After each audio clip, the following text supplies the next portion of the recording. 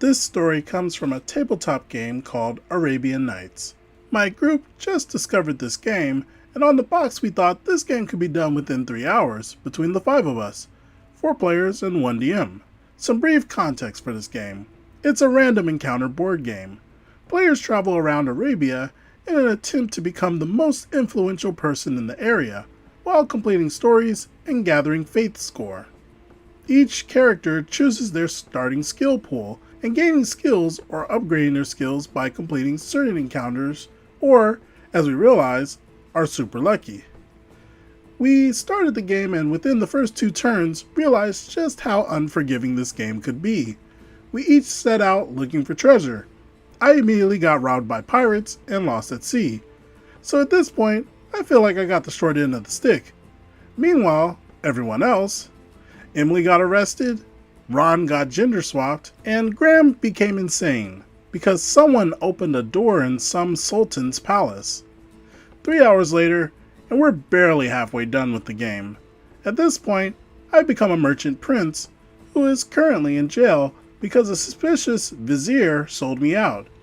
Emily is lost in the desert with more gold than anyone.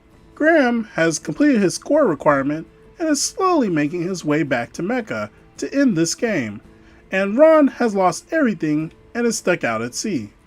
On Ron's turn, he encounters a mermaid and is told to get to the mainland for a special reward. I got out of jail and found a magic lamp. Emily found more treasure. Graham got teleported next to Emily because he angered a djinn. Ron finds the mermaid and falls instantly in love with her, and 1. Becomes married to his new fishwife. 2. Becomes a sultan. 3. Owns a city. 4. Can now try for a baby with his new fish waifu. 5. Becomes stupidly wealthy. And 6. Locked down Atlantis due to his new fishwife marriage.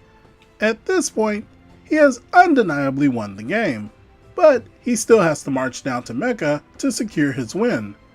My turn begins next with me angering a group of jinn, who then get sideswiped by zephyrs, who are even bigger jerks. The zephyrs are impressed by me, take all my gold, and put me where I want, and give me some item called Globe of the Zephyr. This is important. I begin crawling back to Mecca to throw my hat into the circle. Graham slowly makes his way back. Emily has given up and is just hoarding treasure now. Ron is trying for a baby with fish waifu. My plan at this point is to get to Mecca, and if I can't, I'll use this Zephyr thing to slow someone down. I realize I control who wins. Ron and Graham are 2 turns away from reaching Mecca, and I'm 3 turns at the least. Emily found a stalker who she enslaved and sold for a king's ransom, so she's fine. I take my turn and decide to use the Zephyr Globe. I intended to use it on Graham, just to mess with him, but Ron became worried I would use it on him. I then chose to use it on Ron's city that he owned. It stopped the game because we had to figure out what this meant.